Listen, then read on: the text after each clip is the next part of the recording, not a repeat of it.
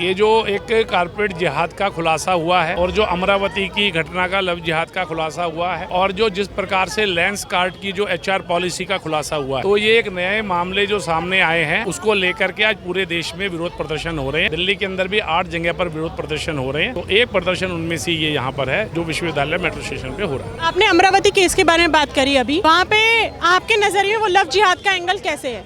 क्योंकि जो 180 लड़कियों की वीडियोस वायरल हुई हैं उसमें हिंदू से लेके मुस्लिम लड़की से लेके बालिग से लेके नाबालिग लड़की, हर लड़की वहाँ पे मौजूद है। हाँ, लेकिन फंसाने वाला एक विशेष समुदाय से आता है और अपना नाम तनवीर उसने बताया था, असली नाम उसका मोहम्मद अयान अहमद। तो मुसलमानों की बात तो मुसलमान बोलेंगे, मैं क्यों बोलूंगा? मैं तो हिंदुओं की बोलूंगा ना, मैं हिंदू संगठन का प्रतिनिधि हूँ ना, तो हिंदू बच्चियों के साथ जो कुछ हुआ है उस पर मैं बोलूंगा। उसको किस किताब ने सिखाया ये करना, उसको कौन से धर्म गुरु ने सिखाया करना वो पता है, इसलिए क्योंकि उसने मुसलमानों के साथ भी किया है तो हिंदुओं के साथ भी कर रहा है तो वो अपराधी नहीं रहा। ये कौन सी परिभाषा है? ये मेरी समझ से बाहर। तो बिल्कुल सख्त कार्रवाई। तो ये लव जिहाद है। मुझे बताइए 19 साल में उसकी इतनी घटिया मानसिकता कैसे बनी होगी, या फिर उसके ऊपर किसका हाथ? ये शोध का विषय है ना कि कहाँ वो जाता था, क्या पढ़ता था, क्या देखता था जिसके कारण से उसकी ऐसी मानसिकता बनी है। ये शोध का विषय है, इस पर अब लोग शोध करेंगे, थोड़े दिनों में आपके सबके सामने आएगा। लड़कियों ने FIR दर्ज करी है अमरावती केस में। उन लड़कियों का कहना है कि हमें घुमाने भी लेके जाता था।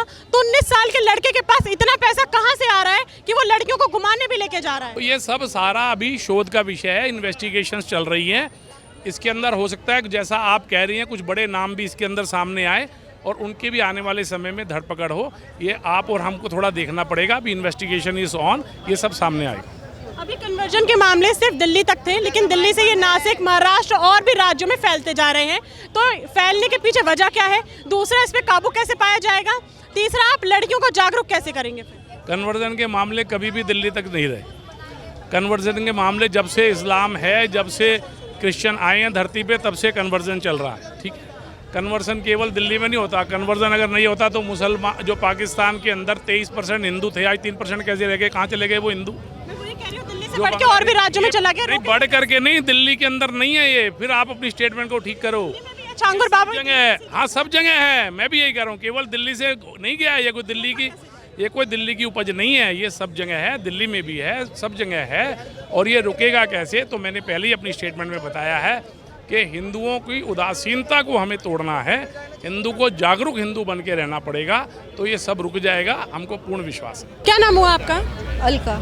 अलका, आज आप यहाँ क्यों मौजूद हैं? जी, ये लव जिहाद और जो कॉर्पोरेट में जो हुआ है अभी इंस्टेंट, इसके लिए। कॉर्पोरेट आप बोल रही हैं, कॉर्पोरेट जिहाद बोल रही हैं। कॉर्पोरेट जिहाद कहाँ हुआ है? जी, अभी खबर पड़ी है, जो भी खबर के अंदर है। कंपनी का नाम क्या है? कंपनी का नाम तो पूरे देश में प्रचलित है, क्या नाम है कंपनी का?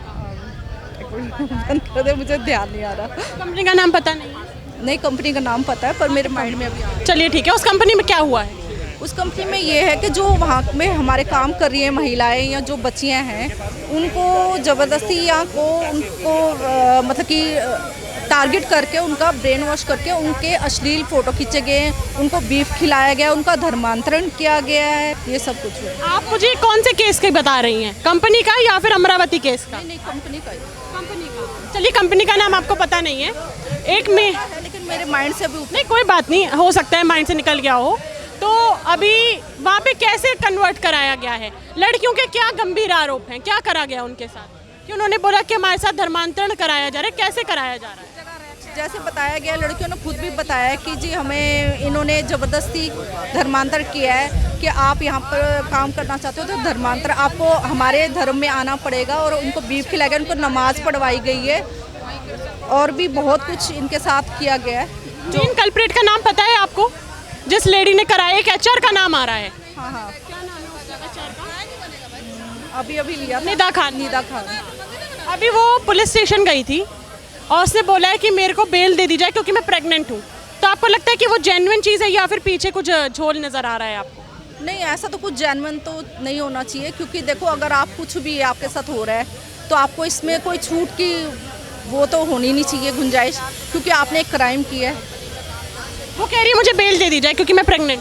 नहीं, ये तो कोई बात नहीं हुई कि आप प्रेग्नेंट हो तो आपको बेल दी जाए, क्योंकि आपने इतनी सारी लड़कियों की ज़िंदगी को ख़राब किया है, उनके साथ इतना बड़ा क्राइम किया है, उनकी मर्जी के अगेंस्ट उनका धर्मांतरण, उनकी ज़िंदगी को ख़राब किया, उनके साथ दूसरे लड़कों को इन्वॉल्व करके उनकी वीडियोस बनाई है, उनकी लाइफ को स्पॉइल कर दिया एक किस्म से, उनकी सारी इमेज को खराब कर दिया, तो आपको कैसे छोड़ दिया जाए? तो अब आप इसके ऊपर क्या कार्रवाई चाहती हैं और फिर आप सामाजिक तरीके से लोगों को जागरूक कैसे करेंगे कि ऐसे केसेस आगे ना बढ़े? देखो, सामाजिक तो ये कि हम लोगों को खुद भी सोचना होगा कि हम जहाँ जा रहे हैं हमें थोड़ा देखना होगा कि कौन कैसा है और उसकी किन बातों पर हमें यकीन करना है, किन बातों को मानना है या नहीं मानना है।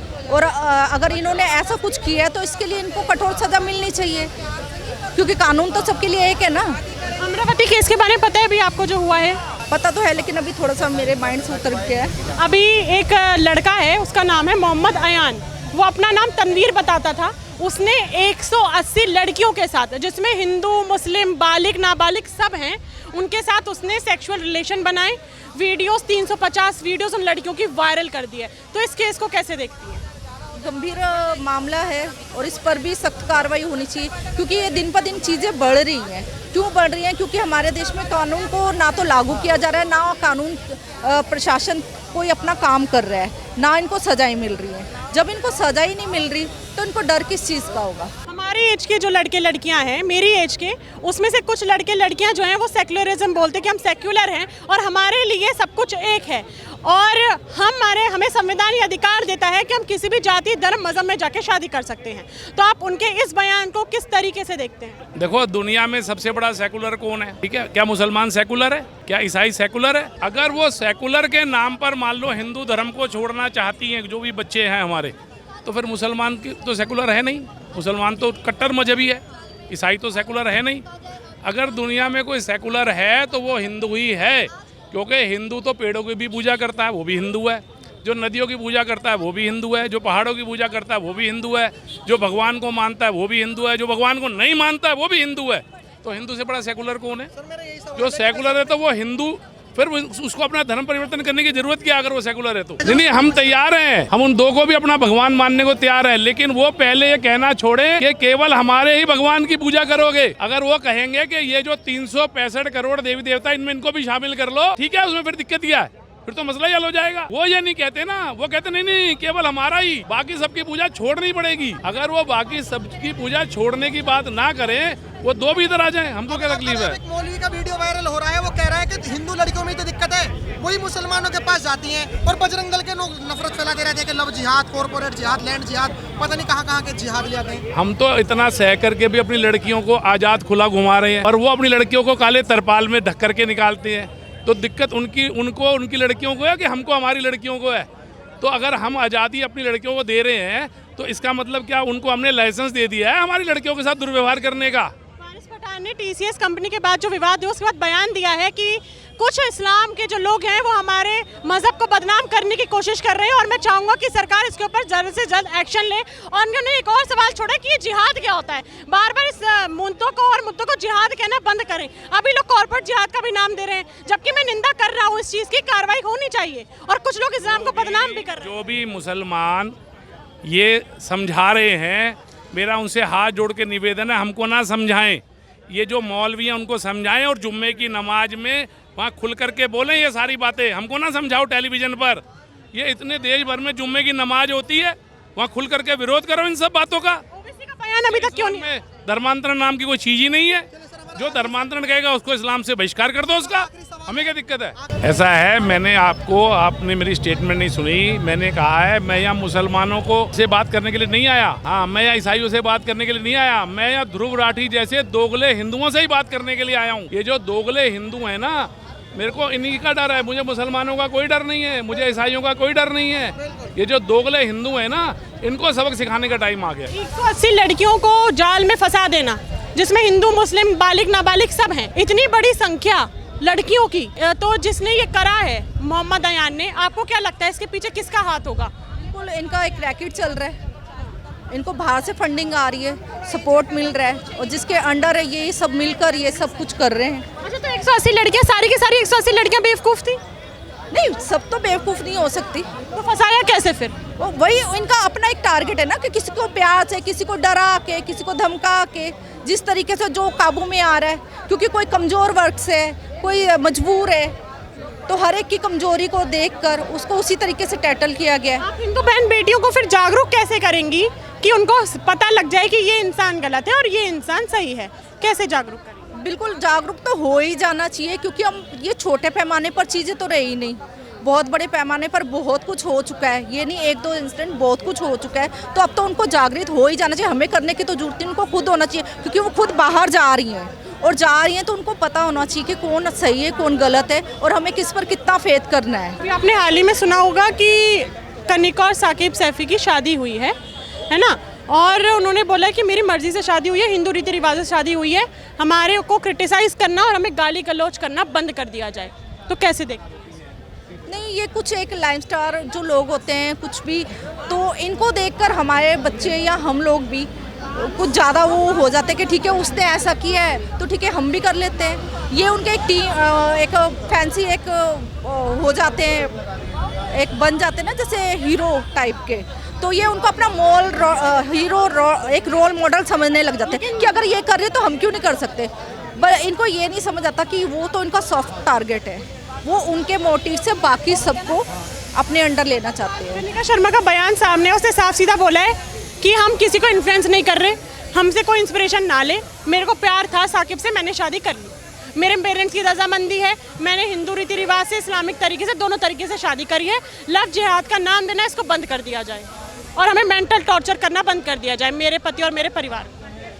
नहीं, उनके कहने से तो अब ये नहीं हो सकता ना, क्योंकि उनको भी ये चीज़ समझनी चाहिए कि वो एक आम नागरिक तो रही नहीं, क्योंकि वो थोड़ी लाइमलाइट में आ चुकी हैं, अब वो एक हाईलाइट पर्सनैलिटी सी होगी, तो अब जो दूसरे हैं उनको देखकर कुछ अच्छा और बुरा दोनों ही चीज़ों पर असर होता है और वो चीज़ सीखते हैं। तो अगर आप किसी को अच्छा वो नहीं दे सकते मैसेज, तो आप गलत भी मत दो ना। आपकी लाइफ है, ठीक है आप कर रहे हो, लेकिन आप ये नहीं देख रहे ना कि वो बच्चे भी आपको देखकर, तो बच्चे ना इन्फ्लुएंस हो, क्या दिक्कत है? होना तो यही चाहिए कि आप देख रहे हो कि अगर एक गलत रास्ते पे चल रहा है या एक, आपको कैसे पता कि वो गलत रास्ते पे ही चल रहे हैं? वो तो खुश है, अभी तक खुश है, क्या पता आगे भी खुश हो। आप कैसे कह सकती हैं कि वो गलत रास्ते पे चल रही है? देखो वो उसकी मर्जी है ना, लेकिन हमारे को तो नहीं है ना, हम तो नहीं कह रहे ना कि हमारे धर्म में तुम आओ या हम तुम्हें ज़बरदस्ती से ये कर रहे हैं, भाई आपको बहला रहे हैं फुसला रहे हैं या आपको गलत तरीके से खराब कर बहलाया फुसलाया कनिका को, वो तो अपनी मर्जी से कही थी, वो अपनी मर्जी से, वो 3-4 साल से डेट कर रहे थे,